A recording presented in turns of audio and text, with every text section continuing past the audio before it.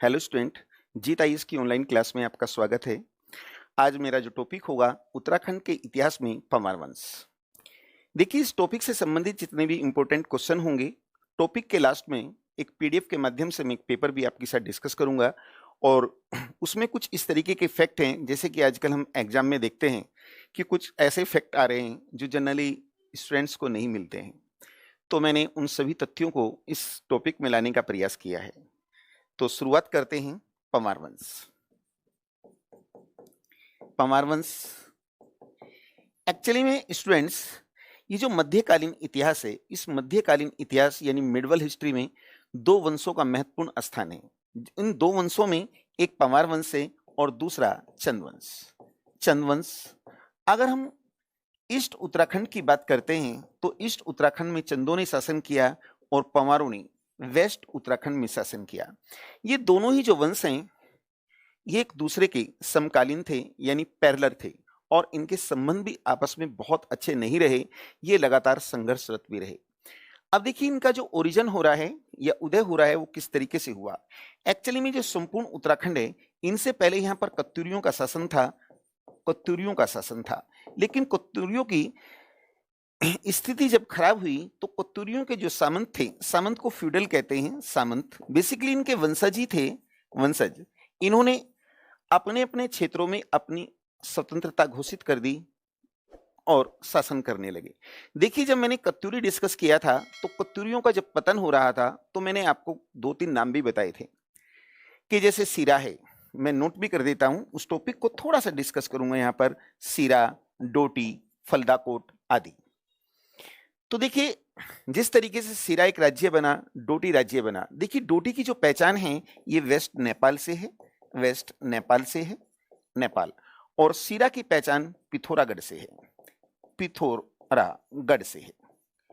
और स्टूडेंट्स, यहां पर जो सीरा और डोटी में जो शासन करते थे, बेसिकली इनको रेका नाम दिया गया है।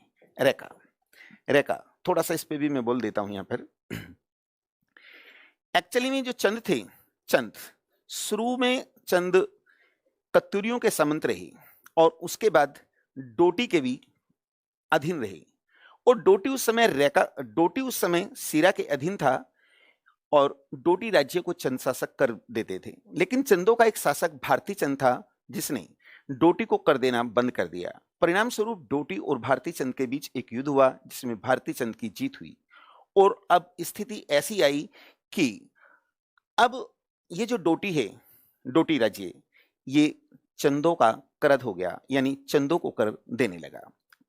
तो जिस तरीके से पश्चिमी उत्तराखंड के अंदर सीरा और डोटी थे, इसी तरीके से ये जो वेस्ट उत्तराखंड है, इस वेस्ट उत्तराखंड में भी छोटे छोटे से राज्य थे, छोटे छोटे स्वतंत्र राज्य बने, स्वतंत्र राज्य बने। और ये जो स्वतंत्र राज्य हैं, इनकी संख्या 52 थी, 52 थी। और इन 52 जो छोटे छोटे राज्य हैं, इन्हें गढ़ कहते थे, इन्हें गढ़ कहते थे। इन 52 गढ़ों में एक चांदपुर गढ़ था, चांदपुर गढ़।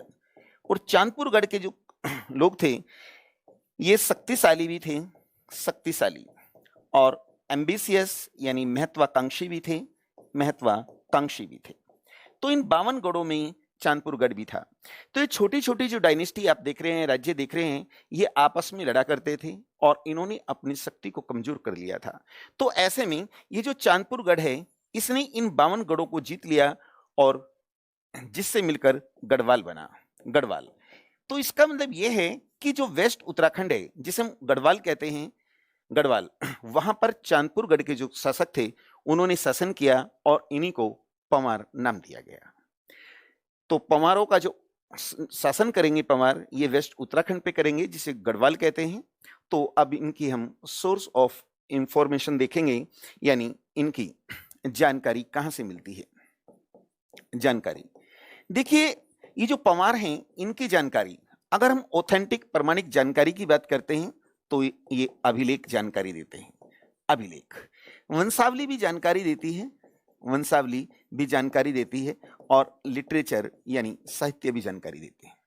तो इनके जो अभिलेख हैं, अभिलेख देखिए, इनके अभिलेख क्वेश्चन आप लोगों से पूछा जा सकता है कि पंवारों के जो एडिक्ट हैं अभिलेख कहाँ कहाँ से मिले हैं। तो देखिए 3 स्थानों से इनके अभिलेख मिले, जिनमें एक देवप्रयाग है, देवप्रयाग, देवप्रयाग, एक पौड़ी से भी मिले हैं, पौड़ी, और एक श्रीनगर, श्रीनगर से मिले। अब हम फैमिली ट्री यानी वंशावली की बात करते हैं। देखिए आपने एक नाम सुना होगा मोलाराम, उत्तराखंड के अंदर एक आर्टिस्ट भी रहे हैं वो। तो कहा जाता है कि मोलाराम की वंशावली, आपने नाम सुना होगा ब्रेकेट, ब्रेकेट विलियम्स की वंशावली। वंशावली यानी उनकी वंशावली से तात्पर्य यह है कि उन्होंने उन वंशावलियों को खोजा और पढ़ा है, जबकि उनमें शासकों के नाम तो पंवारों के ही है, ये ध्यान रखना है। इसके साथ साथ साहित्य भी जानकारी देते हैं। साहित्य एक्चुअली में जो चंद शासक हैं, इन्होंने अपने दरबार में कवियों को संरक्षण दिया, कवियों को संरक्षण दिया। इसमें एक नाम आता है भरत कवि, आपने नाम भी सुना होगा। इनकी एक पुस्तक का नाम है मानोद्य काव्य, और मानसाह के दरबार में रहते थे। लेकिन इसके साथ साथ हम देखते हैं, चूंकि जब ये शासन कर रहे हैं तो उस समय अखिल भारत के अंदर मुगलों का शासन था, और जैसे अकबर की बात करते हैं, जहांगीर की बात करें, शाहजहां की बात करें, औरंगजेब की बात करें, तो इनके पैरेलल इन लोगों ने शासन किया। तो कुछ मुस्लिम साहित्य भी जानकारी देते हैं, जिसमें एक नाम आता है जहांगीरनामा, जहांगीरनामा, एक नाम आता है शाहजहांनामा, शाहजहांनामा, एक नाम आता है तारीख ए बदायूनी, तारीख ए बदायूनी, बदायूनी। तो स्टूडेंट्स ये लिटरेचर भी इनकी जानकारी देते हैं। तो देखिए यहां से क्वेश्चन बनते हैं। अभी तक हम देखते हैं क्वेश्चन का नेचर फैक्चुअल पूछे जाते हैं, लेकिन फ्यूचर में कॉन्सेप्चुअल क्वेश्चन भी पूछे जा सकते हैं आपसे। जैसे हम सिविल सर्विस में देखते हैं कि 4 विकल्प दिए जाते हैं, कहा जाता है 2 ए और बी दे दिया जाएगा कि क्या ए सही है, बी गलत है, या दोनों सही हैं, या दोनों गलत हैं, या बी सही है, या ए गलत है। तो आप लोगों को अपना कॉन्सेप्ट क्लियर करना है, और ध्यान रखना है फैक्ट जनरली हम भूल जाते हैं, लेकिन यदि कॉन्सेप्ट क्लियर है तो लंबे समय तक हमारे याद रहता है। तो अब इनके शासकों पर हम चलते हैं कि इनके फाउंडर कौन थे, संस्थापक कौन थे।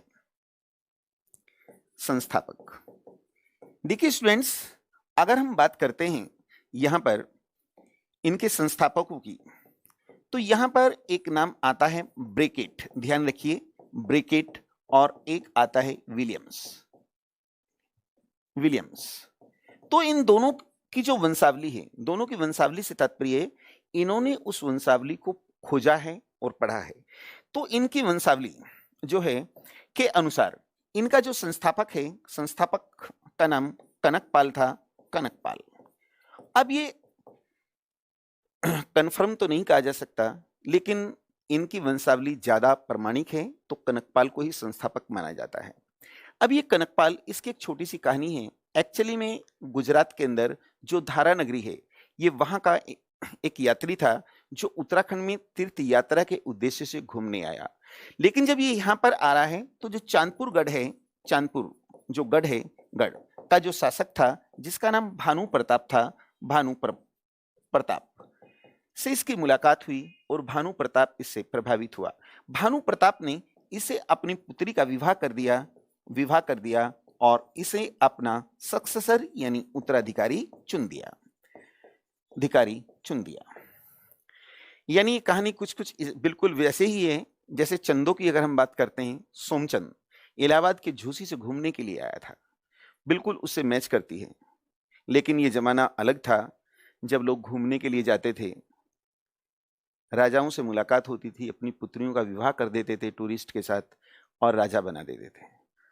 संभवतः अब ऐसा नहीं है, तो माफी चाहूंगा, कोई इस तरीके का प्रयास ना करे। चलो आगे बढ़ते हैं। लेकिन इनके रियल फाउंडर यानी वास्तविक संस्थापक की यदि बात करते हैं, संस्थापक, तो इसका नाम अजयपाल है, अजयपाल। तो ये ध्यान रखना है, वास्तविक संस्थापक का नाम अजयपाल।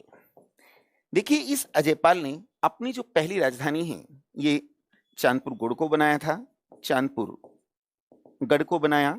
इसके बाद देवलगढ़ राजधानी रही, देवलगढ़, और इसके बाद श्रीनगर इनकी राजधानी रही। तो स्टूडेंट्स, हम यहां देखते हैं कि कनकपाल से लेकर अजयपाल तक जो शासक हुए, इनके बीच में कौन-कौन शासक बने, उनकी क्या-क्या कार्य प्रणाली थी, इसकी वास्तविक जानकारी नहीं मिलती। लेकिन इसके बाद जैसे हम देखते हैं कि मानशाह है, मानशाह शासक बन के आएगा, यहां से पंवारों का क्रमबद्ध तरीके से इतिहास की जानकारी मिलती है। तो इसी को कंटिन्यू करते हुए अब हम लेकर चलते हैं मानशाह। देखिए, जो मानशाह है ये अकबर और जहांगीर के समकालीन था। अकबर और जहांगीर के समकालीन था, जहांगीर के समकालीन है।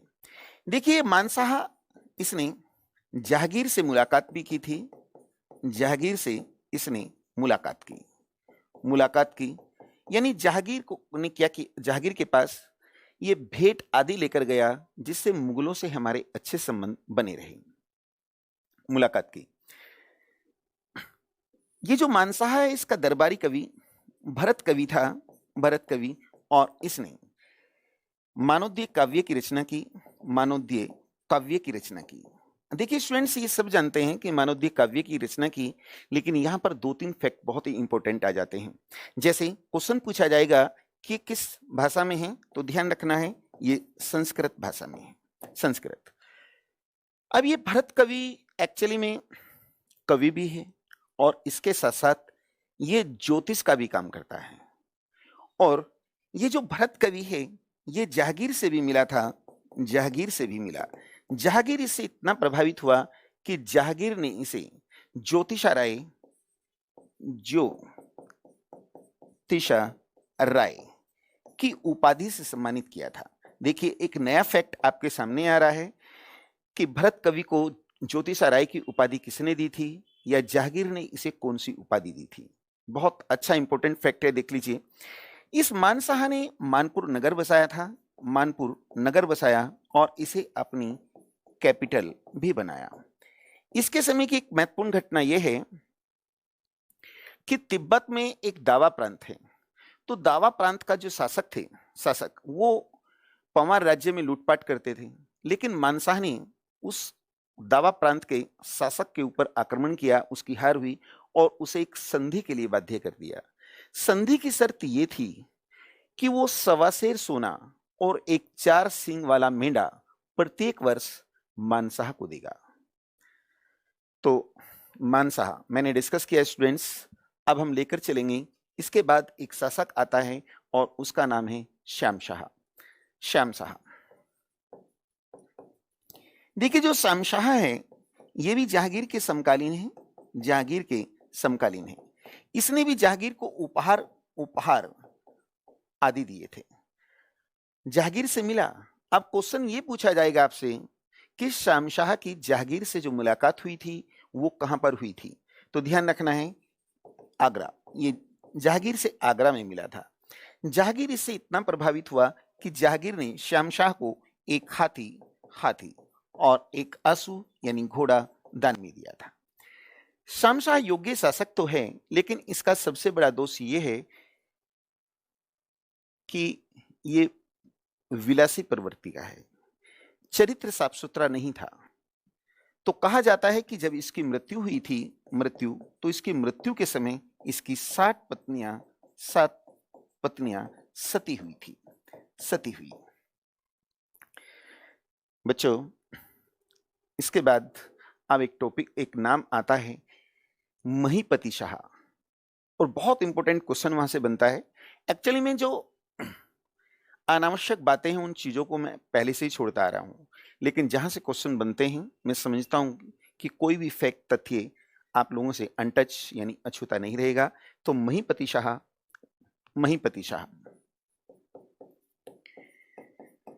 इसकी विशेषता यह है कि इसने अपने राज्य में रोटी सूची प्रथा चलाई थी।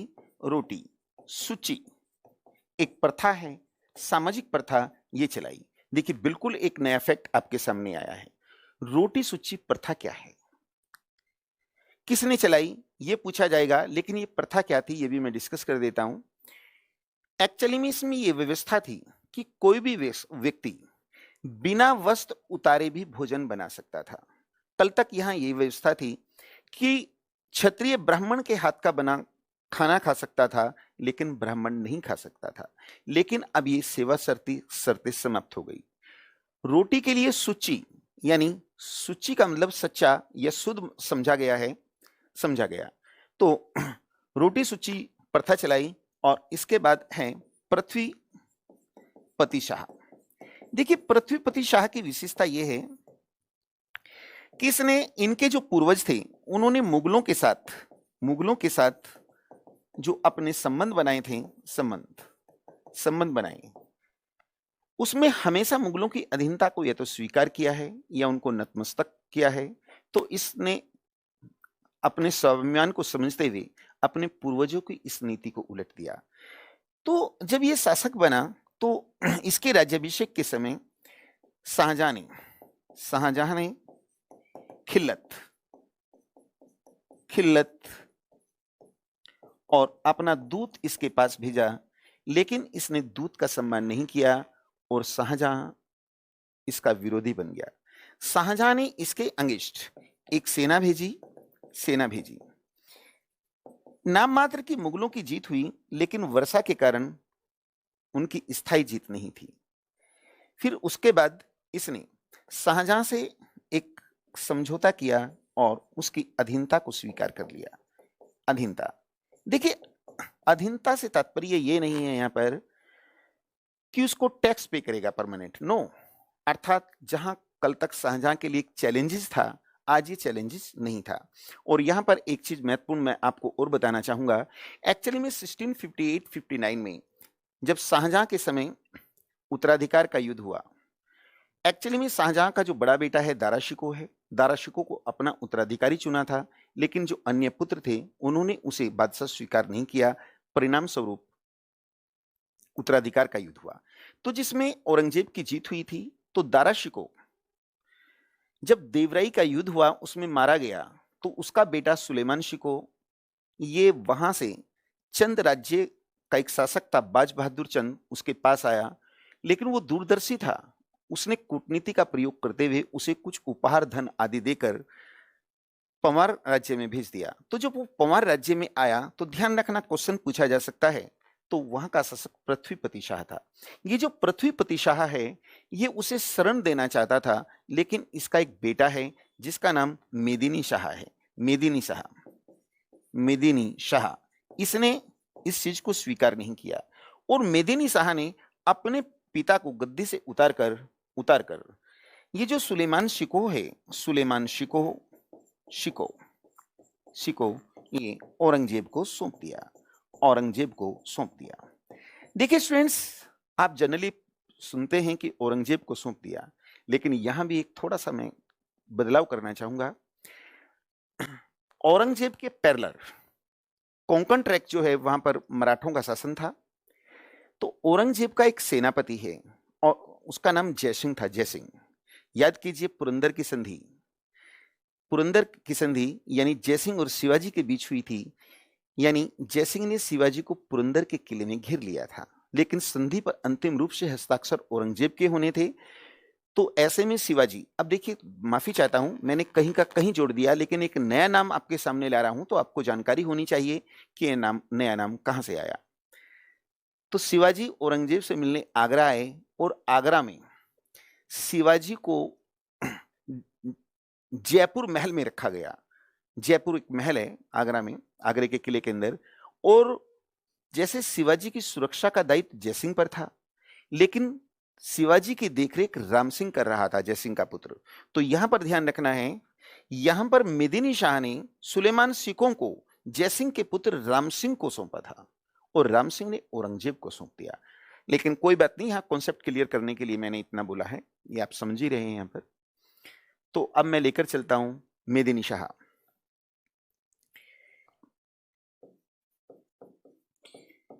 शाह। ये जो मेदिनी शाह है पृथ्वीपति शाह का पुत्र था, यानी इसके जो पिता ये पृथ्वीपति शाह थे। जैसे कि मैंने अभी जानकारी दी थी आपको, इसने ये जो सुलेमान शिकोह ये औरंगजेब को सौंपा था। तो औरंगजेब को सौंपकर ये औरंगजेब का कृपा पात्र बन गया, कृपा पात्र बना। यही कारण है कि जब मेदिनी शाह का राज्याभिषेक हुआ तो इस औरंगजेब ने खिल्लत भेजी थी, खिल्लत भेजी थी। देखिए स्टूडेंट्स, मैंने स्टार्टिंग में आपको बताया था कि चंद और पवार दोनों डायनेस्टी पैरेलल चल रही हैं और इनके संबंध अच्छे नहीं थे। तो इसके समकालीन चंद शासक बाज बहादुर चंद था, बाज बहादुर चंद। इस बाज बहादुर चंद ने इसके राज्य पर आक्रमण किया जिसमें मेदिनी शाह की हार हुई। तो मेदिनी शाह ने अपनी स्थिति मजबूत करने के लिए, हम ये भी कह सकते हैं कि बाज बहादुर चंद को नीचा दिखाने के लिए औरंगजेब से सिफारिश की थी कि चंद राज्य पर आक्रमण किया जाए और औरंगजेब ने किया भी। लेकिन बाज बहादुर चंद ने अली वर्दी खां की मध्यस्थता से, अली वर्दी खां की मध्यस्थता से इस औरंगजेब से एक समझौता कर लिया, समझौता किया था। जयकर्त शाह, ये नाम भी आपने नहीं सुना होगा, जयकर्त शाह। देखिए प्रदुमन शाह जो इनका अंतिम शासक था, प्रदुमन शाह से पहले जयकर्त शाह था। राज्य की स्थिति बहुत ही खराब हो चुकी है, आर्थिक स्थिति भी खराब हो चुकी है, राजनीतिक स्थिति भी खराब हो चुकी है, दरबार षड्यंत्रों का केंद्र बना हुआ है। तो जयकर्त शाह की विशेषता यह है कि इसके समय सिखों के आक्रमण होने लगे। तो सिखों से बचने के लिए इसने सिखों के लिए एक राखी, सिखों को राखी कर देना शुरू किया था।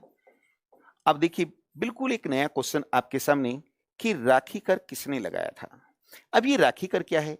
एक्चुअली में सिख पंवार राज्य पर आक्रमण करते थे तो उनसे एक समझौता किया है कि तुम आक्रमण मत करो, मैं तुम्हें उसके बदले राखी कर दूंगा। ये राखी कर क्या था? इसमें ये जो पंवार राज्य है, ये उपज का जो यील्ड है, उपज, उस उपज का 1/5 यानी 5वां हिस्सा सिखों को देता था। तो देखिए स्थिति बहुत ही खराब हो चुकी है इस समय। अब हम लेकर चलते हैं प्रदुमन शाह को। प्रदुमन शाह, देखिए प्रदुमन शाह, अब राज्य की स्थिति बड़ी खराब हो चुकी है। तो प्रदुमन शाह के समय एक काम तो ये हुआ कि जो रोहेले हैं, रोहेलों ने दून क्षेत्र पर आक्रमण किया और अधिकार कर लिया। ये देहरादून में है। जो दून क्षेत्र पर, ये यहाँ के लैंड बहुत ही फर्टाइल है। जैसे उत्तराखंड चंदों के समय हम देखते हैं कि तराई भाबर का क्षेत्र जिसे माल कहते थे, वो बहुत ही फर्टाइल था। तो उसे सुरक्षित रखने के लिए बाजपुर और रुद्रपुर 2 नगर बसाए गए थे और वहां पर सैनिक चौकियां बनाई गई थी। तो यहाँ पर जो लैंड है इस हिस्से में, वो दून क्षेत्र है। तो इस दून पर रोहेलों का अधिकार हो गया। तो इसके समय दूसरी विशेषता यह है कि जो गोरखे, चूंकि इन गोरखों ने 1790 में जो कुमायूं है, इस कुमायूं पर अधिकार कर लिया था और अब ये गढ़वाल को जीतना चाहते थे। तो परिणाम स्वरूप 1804 में गोरखों का आक्रमण और एक खड़बुड़ा का युद्ध हुआ। देखिए खड़बुड़ा एक्चुअली में देहरादून के पास है। इसमें एक तरफ गोरखे थे और इसमें दूसरी तरफ प्रदुमन शाह, और ये प्रदुमन शाह इसमें वीर गति को प्राप्त हुआ। यानी 1804 तक आते संपूर्ण जो उत्तराखंड है, इस उत्तराखंड पर गोरखों का अधिकार हो गया। लेकिन गोरखों का जो अधिकार हुआ, अब देखिए एक बार क्वेश्चन भी पूछा गया था कि गोरखों का अधिकार उत्तराखंड में कब हुआ। तो 1790 में क्या हुआ? 1790 में कुमायूं पर अधिकार किया और 1804 में गढ़वाल पर, यानी 1804 तक आते संपूर्ण उत्तराखंड पर गोरखों का अधिकार हो गया। लेकिन इनका जो अधिकार था ये स्थायी नहीं रहा। 1815 में क्या हुआ? 15 तक इन्होंने शासन किया और 1815 में अंग्रेजों ने उत्तराखंड पर अधिकार कर लिया। तो देखिए, ये जो पंवार वंश है, पंवार वंश, ये पश्चिमी उत्तराखंड पर शासन करने वाला अंतिम क्षेत्रीय राजवंश था। इसके बाद यहाँ पर विदेशी सत्ता आई। विदेशी सत्ता पूर्वी उत्तराखंड में, लेकिन पश्चिमी उत्तराखंड में भी विदेशी सत्ता यानी अंग्रेज आए। लेकिन अंग्रेजों ने 1815 में यहाँ पर एक काम किया, वो भी मैं आपके साथ डिस्कस कर देता हूँ। 1815 में अंग्रेजों ने ये जो वेस्ट उत्तराखंड था, वेस्ट उत्तराखंड, इसे दो हिस्सों में बांट दिया। इसका एक बड़ा हिस्सा ब्रिटिश गढ़वाल कहा गया और एक छोटा सा हिस्सा टिहरी रियासत कहा गया, रियासत। तो देखिए, ब्रिटिश गढ़वाल जो बड़ा हिस्सा था, ये अंग्रेजों के प्रत्यक्ष नियंत्रण में था, लेकिन यहां पर जो टिहरी रियासत है, यानी इसका एक छोटा सा जो हिस्सा था, वो अंग्रेजों ने प्रदुमन शाह का बेटा है जिसका नाम सुदर्शन शाह है, सुदर्शन शाह को सौंप दिया। अर्थात जब देश के अंदर नेशनल मूवमेंट चल रहे थे और ये हिस्सा, और एक तो ये हिस्से की बात करते हैं पूरे, या हम कुमायूं की बात करते हैं, तो ये स्वतंत्र होना चाहता था। लेकिन ये जो टिहरी रियासत है, ये अन्याय का प्रतीक भी बन चुकी थी। ये भी स्वतंत्र होना चाहते थे, क्योंकि यहां पर मोनार्ची सिस्टम, राजतंत्र था। खैर, देश आजाद हुआ, लेकिन ये हिस्सा आजाद नहीं हुआ, क्योंकि यहां पर अभी भी रियासत थी, देशी रियासत। लेकिन 1949 में यहां का एक शासक है, यानी इसका वंशज अंतिम मानवेंद्र शाह, इस मानवेंद्र शाह से टिहरी रियासत को ले लिया गया और इसे पेंशन दे दी गई। तो बच्चों, इस तरीके से एक कहानी थी। लेकिन अब अंग्रेजों को हम पढ़ेंगे, लेकिन अंग्रेजों से पहले ध्यान रखना है, एक गोरखा भी आएगा, गोरखा प्रशासन को भी हमें देखना है। लेकिन अभी तो मैं फिलहाल इस टॉपिक से संबंधित जितने क्वेश्चन हैं वो आपके साथ डिस्कस करूंगा, और कल हम पंवार एडमिनिस्ट्रेशन यानी प्रशासन को लेकर चलेंगे। तो इस टॉपिक से संबंधित जो इंपॉर्टेंट क्वेश्चन है, अब उनको डिस्कस करते हैं। देखिए, क्वेश्चन नंबर फर्स्ट में कह रहा है कि पंवार शासकों के अभिलेख निम्न में से कहां से नहीं मिले। तो देखिए, इनके जो अभिलेख मिले थे, बेसिकली देवप्रयाग से मिले हैं, पौड़ी से मिले हैं और श्रीनगर से। तो मानपुर से नहीं मिले, यही इसका आंसर है। चलो, मानपुर के बारे में मैं आपको बता देना चाहूंगा। इनका एक शासक था मानशाह, जो अकबर और जहांगीर के समकालीन था। ये वही मानशाह जिसका दरबारी कवि भरत कवि था। तो देखिए, इसने मानपुर नगर बसाया और उसको कुछ समय के लिए अपनी कैपिटल भी बनाया था। नेक्स्ट क्वेश्चन, रिपुमल, जिसका रिपुमल अपने वंश में सबसे प्राचीन अभिलेख है 1410 ईस्वी में। एक्चुअली में क्या ये चंद शासक था, पंवार था, रेखा था, या नॉन ऑफ दीज? देखिए स्टूडेंट्स, मैंने आपको बताया था एक बार कि जब कत्तूरियों का डिक्लाइन हो रहा था, तो उनके जो सामंत थे, उन्होंने अलग अलग क्षेत्रों में अपनी छोटे छोटे राज्य स्थापित किए थे। तो उसमें कुछ नाम आते हैं, जैसे सीरा यानी पिथौरागढ़, डोटी यानी नेपाल का हिस्सा है, फलदाकोट आदि। तो सीरा और डोटी पर जो शासन करने वाले थे, उनको रेका कहते थे। तो रिपुमल जो है एक रेका शासक है। बहुत इंपॉर्टेंट क्वेश्चन है, अभी तक एग्जाम में नहीं आया है, लेकिन क्वेश्चन पूछा जा सकता है। तो सी इसका आंसर है। नेक्स्ट देखते हैं, कौन सा मुस्लिम साहित्य पंवारों की जानकारी नहीं देता? तो यानी जब मैंने इनका लिटरेचर बताया था, तो उसमें जहांगीरनामा बताया, शाहजहांनामा और तारीख बदायूनी, लेकिन अकबरनामा से इनकी जानकारी नहीं मिलती। देखिए, जो अकबरनामा है, अकबरनामा, इसी का थर्ड वॉल्यूम जो है, इसी को हम आईने अकबरी भी कहते हैं। तो इसका आंसर यही है। क्वेश्चन नंबर 4, पंवार शब्द निम्न में से किस शासक द्वारा दिया गया था? देखिए, पंवार शब्द जो यूज हुआ है, पंवार, ये सुदर्शन शाह के द्वारा ये सब दिया गया। यानी प्रदुमन शाह का जो बेटा सुदर्शन शाह है, इसने पंवार शब्द का प्रयोग किया है। क्वेश्चन नंबर 5, निम्न में कहां पर पंवारों की राजधानी नहीं रही? तो देखिए, इनकी राजधानी शुरू में चांदपुरगढ़ थी, देवलगढ़ राजधानी रही और श्रीनगर राजधानी रही, लेकिन फलदाकोट इसकी राजधानी नहीं रही। यही इसका आंसर है। नेक्स्ट क्वेश्चन लेकर चलते हैं। भरत कवि मानवद्य काव्य को ज्योतिष राय की उपाधि किसने दी थी? देखिए, ये जो मानसाह का दरबारी था ये, और ये जहांगीर के समकालीन है। तो जहांगीर ने इसे ज्योतिष राय की उपाधि से सम्मानित किया था। आंसर बी, क्वेश्चन नंबर 7, शामशाह की जहांगीर से मुलाकात। देखिए, शामशाह, ये वही शामशाह है जो अकबर से, सॉरी, जहांगीर से आगरा में मिला और जहांगीर को भेंट आदि दी थी। जहांगीर इससे प्रभावित हुआ और जहांगीर ने इसे एक अश्व और एक हाथी भी दिया था। रोटी सूची नामक प्रथा किस पंवार शासक ने चलाई थी? तो इसका आंसर महीपति शाह है। बिल्कुल नया क्वेश्चन है, मैंने आपको डिस्कस भी किया था कि रोटी सूची योजना क्या, प्रथा क्या होती है। महीपति शाह। नेक्स्ट देखते हैं, किस पंवार शासक ने मुगलों की नीति का विरोध किया? देखिए, ये जो पृथ्वीपति शाह है, इसके पूर्वजों ने जो मुगलों के साथ नीति अपनाई थी, नीति से तात्पर्य उन्हें भेंट देना, शीश झुकाना आदि, तो इसने उचित नहीं समझा और इसने उस नीति का अनुसरण नहीं किया। जब इसका राज्याभिषेक हुआ, शाहजहां ने अपना दूत और खिल्लत भी भेजी थी, लेकिन इसने दूत का स्वागत नहीं किया था। जहांगीर, सॉरी, शाहजहां जो है, शाहजहां ने इसके राज्य पर आक्रमण भी किया, लेकिन बाद में इसने अधीनता स्वीकार कर ली थी। नेक्स्ट, औरंगजेब ने किस पंवार शासक के कहने पर शासक बाज बहादुर चंद पर आक्रमण किया था? देखिए, एक नाम आता है, पृथ्वीपति शाह का बेटा है और उसका नाम है मेदिनी शाह, लेकिन मेदिनी शाह इसमें नहीं है, तो नॉन ऑफ दीज। अब औरंगजेब ने मेदिनी शाह की बात क्यों मानी? एक्चुअली में क्या है, ये जो सुलेमान सिको है, ये मेदिनी शाह ने ही औरंगजेब को सौंपा था और औरंगजेब का कृपा पत्र बन गया था।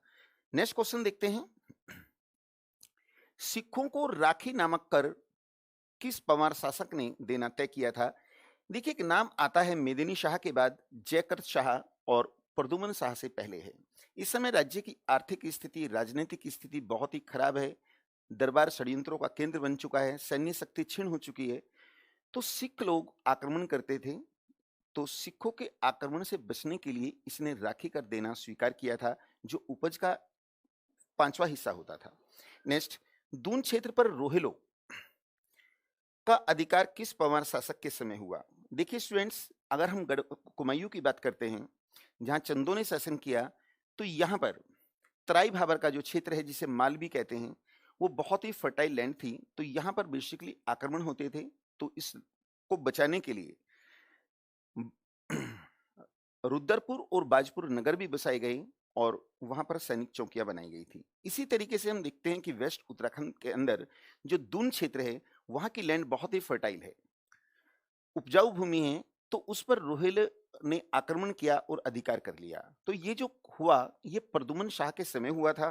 प्रदुमन शाह, यानी ये जो प्रदुमन शाह है, इसे दून क्षेत्र छीन गया था। तो ये 12 क्वेश्चन थे। ये क्वेश्चन मैंने आप लोगों के साथ डिस्कस किए और मैं समझता हूँ कि इम्पोर्टेंट क्वेश्चन है। तो जब भी हम किसी टॉपिक को पढ़ते हैं, देखिए आप वीडियो को देखते होंगे, तो साथ के साथ जो नए कंटेंट्स मिले उसको आप नोट करते रहिए। अब इसकी जो नेक्स्ट टॉपिक मेरा होगा, वो होगा इनका प्रशासन। तो स्टूडेंट, ये क्लास यहीं खत्म होती है। थैंक यू, धन्यवाद।